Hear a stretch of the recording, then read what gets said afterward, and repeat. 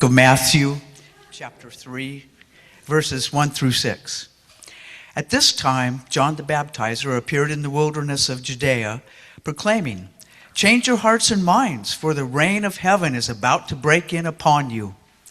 It was John that the prophet Isaiah described when he said, "A herald's voice cries in the wilderness, prepare the way of our God, make straight the paths of God." John was clothed in a garment of camel's hair and wore a leather belt around his waist. Grasshoppers and wild honey were his food. At that time, Jerusalem, all Judea, and the whole region around the Jordan were going out to him. John baptized them in the river Jordan as they named their sins. One of the gifts that I have received recently is a peace lily plant. It was given to me when I moved into my new place on Larry Street, just up the hill from Grand. That's where I live. That's where I moved in mid-August. It now rests comfortably on my long kitchen countertop where it gets exposed to lots of light during the day. Now, you may recall that before then, I was given a pet pine tree to tend to. Thank you, Mary. Thank you, Life Team. And I remember back then watching a few YouTube videos about how to care for plants.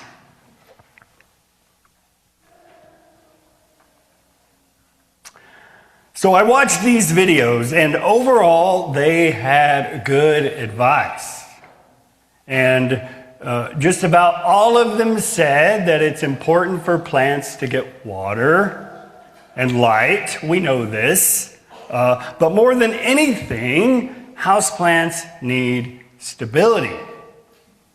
In other words, don't take the pine tree home and then take the pine tree back to work and then neglect it and ignore it. That's not how we tend to pet pine trees.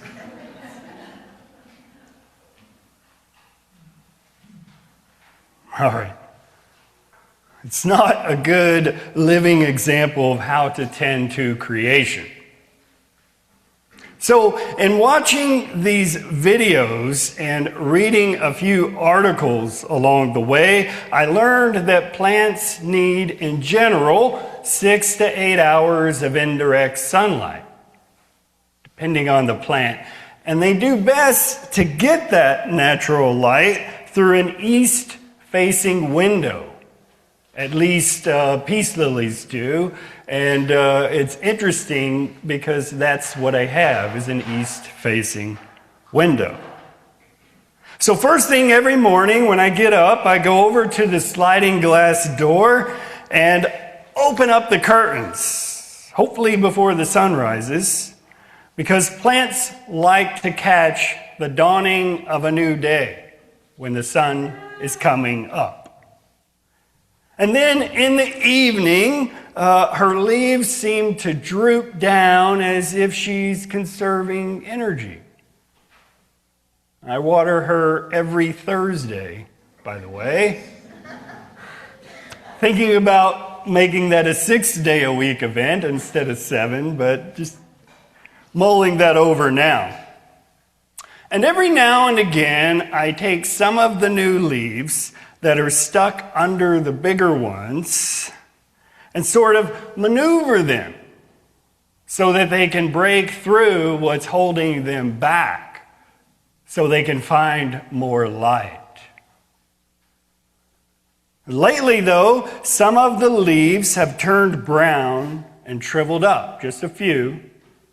And if I were to ask a botanist about that, they would probably tell me not to worry, that leaves fall during the autumn months. They would probably tell me that it's part of an annual cycle of collecting solar energy during the days of spring and summer, and then shedding those leaves, or collectors of solar energy, during the shorter days of winter with its ice and snow. So no need to worry, for now at least. So, speaking of annual cycles, Advent is a Latin word that means arrival. It is a season of kindled hope in the coming and arrival of a full reign of love to come throughout the earth, to take over the earth. Traditionally, it's been known as the second coming, but this is not just a hope for a brighter day, but something we are invited to participate in. So with hope, we work and wait and watch in anticipation.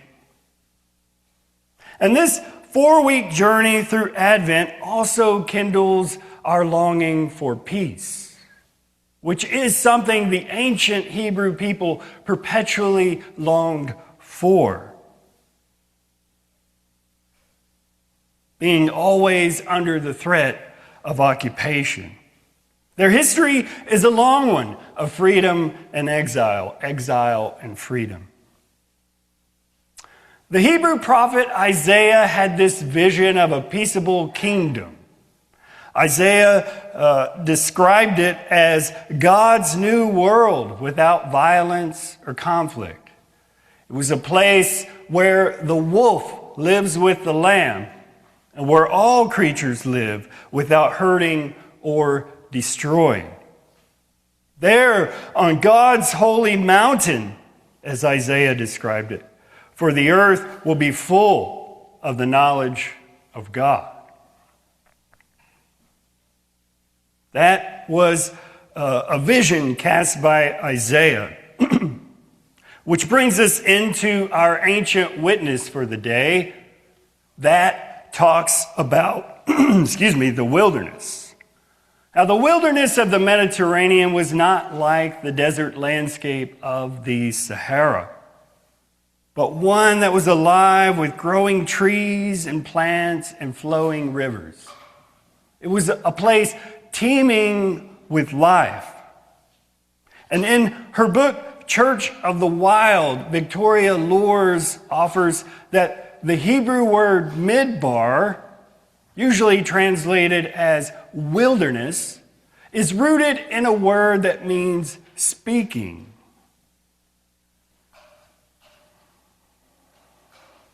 And could thus be translated as the organ that speaks. Seeing the wilderness as an organ that speaks offers a different way forward out of the shadows. Perhaps for John the Baptizer and his companion in faith, Jesus, their journeys into the wilderness became an opportunity for listening and deepening the relationship with the divine and with the natural world. According to Matthew, John is the fulfillment of Isaiah's ancient vision of a voice crying out in the wilderness.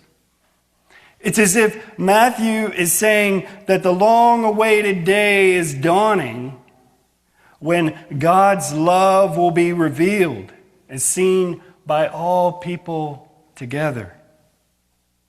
And the point that Matthew is making is that God has raised up another prophet in the wilderness. That's the place beyond the reach of occupation and control of the military of the Roman Empire. It is the dawn of a new era.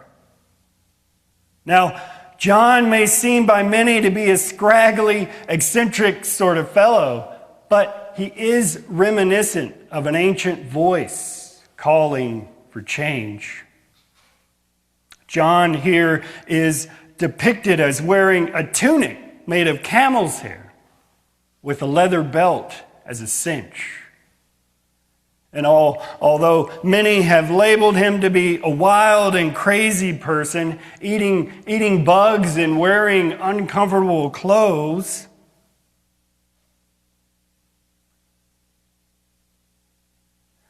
His clothes are actually being made of camel hair that is quite soft to the touch, almost like a cashmere fabric, if you're familiar with that.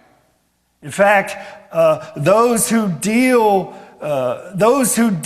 in wool say that all of the cashmere-like fabrics, of all the cashmere-type fabrics, camel's hair provides the best insulation.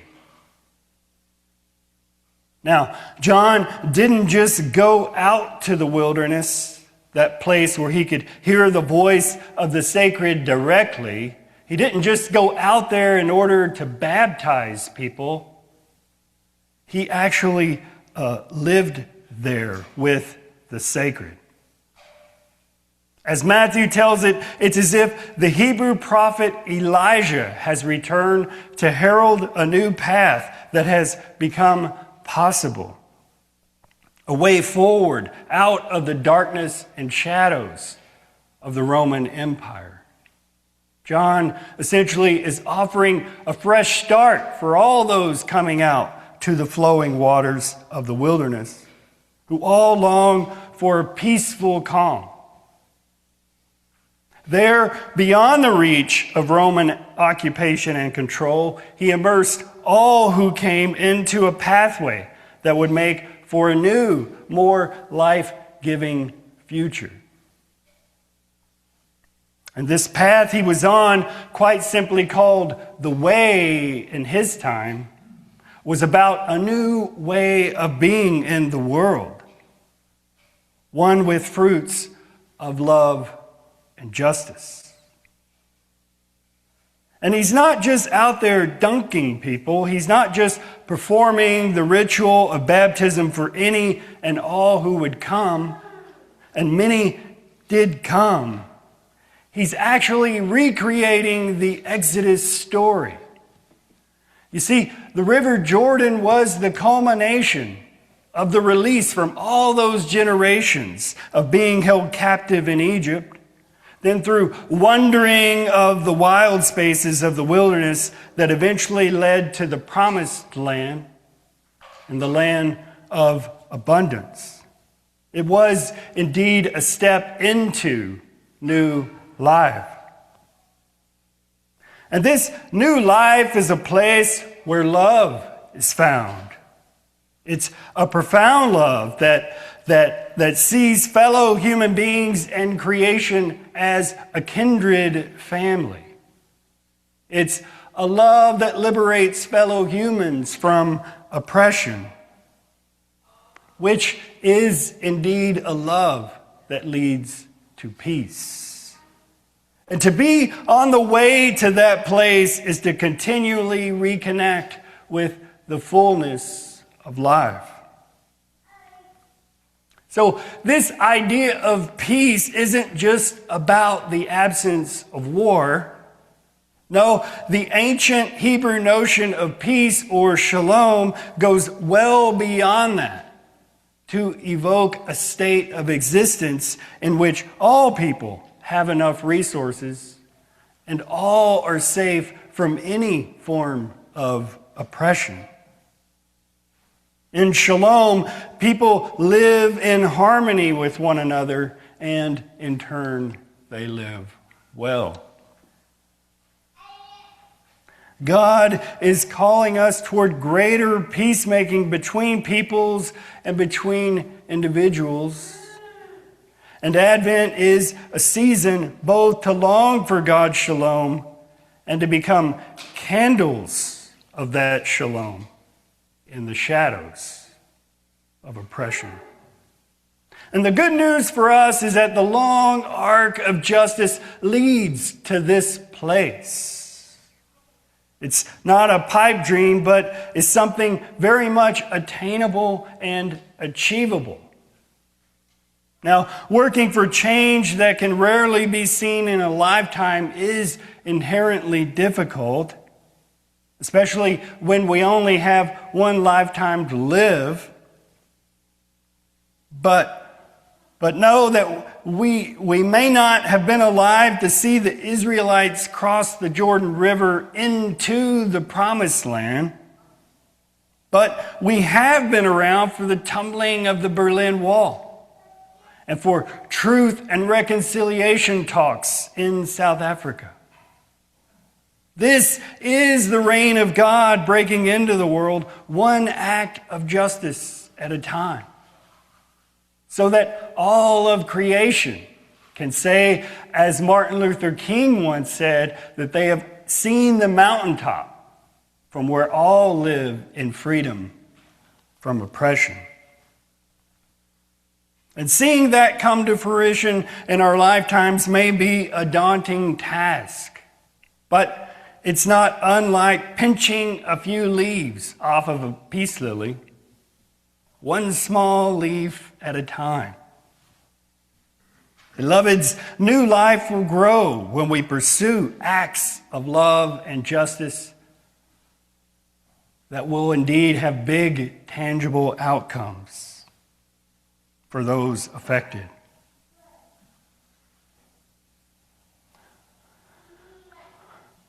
But trusting in the divine, this God of promise, is how we do it. How we can trust that God will move through us, one small step at a time. And in closing, I'll say, healthy plants and trees have multiple branches. For us Christians, Jesus is a branch worth emulating and connecting to. Jesus isn't the only one, but Jesus in Christ was living fruit of what love and justice looks like on the ground level. Thanks be to God. Amen.